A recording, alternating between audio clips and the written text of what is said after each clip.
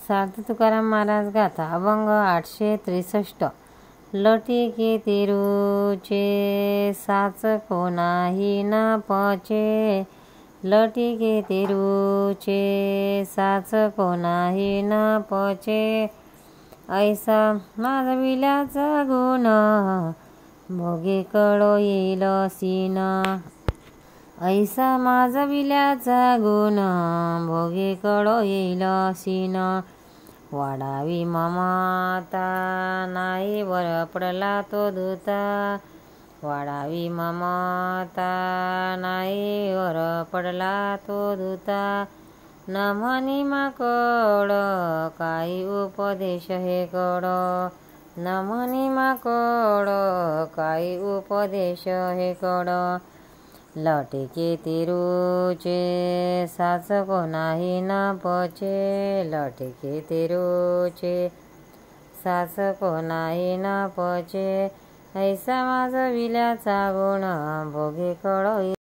अर्थ तुकाराम महाराज उपदेश न मानणाऱ्या माणसांबद्दल बोलतात की खोटे सर्वांना आवडते पण खरे कोणालाही आवडत नाही। याला कारण मस्ती दुसरे काय।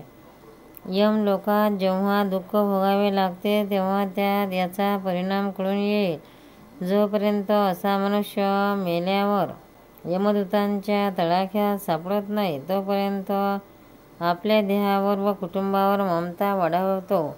अशा या हट्टी मಕ್ಕळाला उपदेश केला तरी तो ऐकत नाही। पंढरीनाथ भगवान की जय।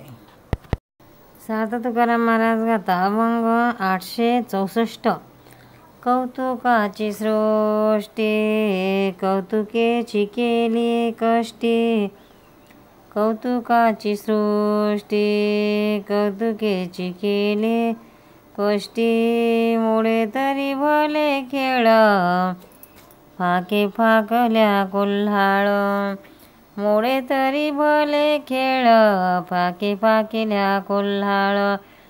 जाननियासाठी भय समावले पोटी, जाननियासाठी भय समावले पोटी। तुका म्हणे चेता होणे ते तूच आयता, तुका म्हणे चेता होणे ते तुझ आयता। कौतुकाची सृष्टी कौतुकेची केली कष्टी।